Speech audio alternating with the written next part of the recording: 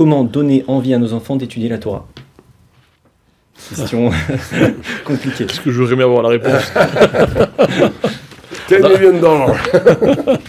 D'abord, ils ont quel âge, les enfants? Donc ça, c'est pas précisé dans la question. Mais Voilà, donc il y a une différence entre un enfant qui est très jeune, un enfant qui a 7-8 ans, et un enfant qui est beaucoup plus, enfin qui a un âge plus avancé. Il n'y a pas de moyen miracle, je crois, pour donner envie à un enfant d'étudier. Moi, je vais vous dire, je vais faire référence à mon propre parcours. Les textes, les sougiotes de Gemara que j'ai le mieux retenu dans ma vie, parce que j'ai le mieux savouré dans ma vie, c'est celles que j'ai révisées avec mon père. Et en fait... je crois que Rav Kanievski avait dit la même chose. Ah ben voilà. Baruch Shekivanti. En tout cas, voilà, je crois que le meilleur moyen de donner envie à un enfant, c'est que l'enfant, d'abord, étudie avec son père, et l'enfant voit son père étudier. Quand un père il dit à son fils étudie, mais lui lui-même il n'étudie jamais, comment voulez-vous que l'enfant il trouve une saveur dans cette étude? Pour lui, ça va être une contrainte. Quand il voit son père étudier mieux, quand son père étudie avec lui, ça devient une expérience. Et en fait, l'étude de la Torah, c'est un peu comme tout le reste de la Torah. Les mitzvot ou quoi, ce sont des expériences. Évidemment, quand vous prenez un enfant et vous lui expliquez que que le bœuf a encore né la vache, ça peut paraître complètement décalé par rapport à la réalité.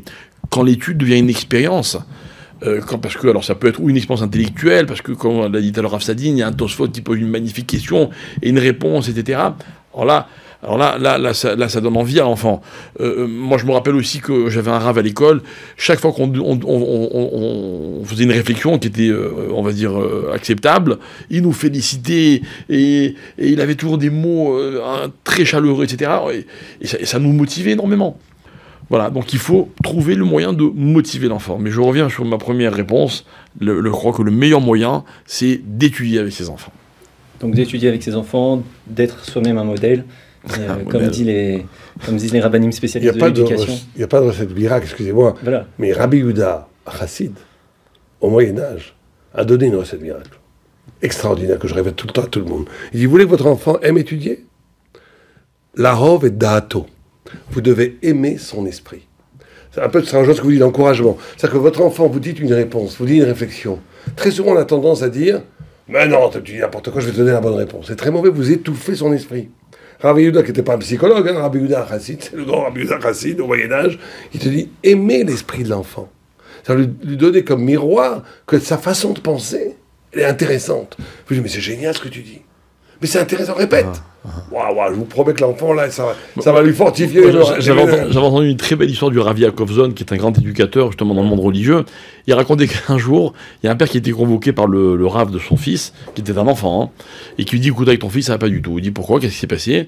Il dit, voilà, j'ai demandé à tous les enfants de la classe, qu'est-ce qu'il y a de plus important dans la vie? Et ton fils s'est levé, il a répondu, le plus important, c'est de manger la dafina du Shabbat. J'ai perdu le contrôle de la classe, tout le monde a rigolé, etc. Alors bon, ils sont très étonnés, pourquoi l'enfant fait une telle réponse, etc. Et on interroge l'enfant. Et l'enfant répond, il dit, mon père, il me demande de faire un Dvar Torah à la table du Shabbat. Et quand je commence mon Dvar Torah, mais si à ce moment-là, ma mère amène la dafina, mon père, il oublie mon Dvar Torah, et il se concentre sur la dafina. Donc la dafina, c'est plus important que le Dvar Torah. Bon, alors le père était très embêté, parce qu'apparemment, il avait commis une vraie gaffe. Quelques jours après, il est avec son fils, ils sont dans un garage, pour la voiture, et puis le père s'approche de la voiture, donc le capot était ouvert, etc. Donc il rentre dans l'atelier, son fils le suit, le garagiste s'énerve, etc. Et là, le père, il a une idée lumineuse. Et c'est rejoint ce que vous disiez. Il lui dit, non, ne gronde pas mon fils, parce que mon fils est un enfant exceptionnel.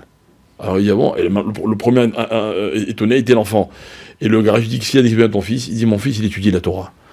Et l'enfant, il a été transpercé par cette réflexion-là, et il dit qu'à partir de ce jour, l'enfant, il a commencé à changer.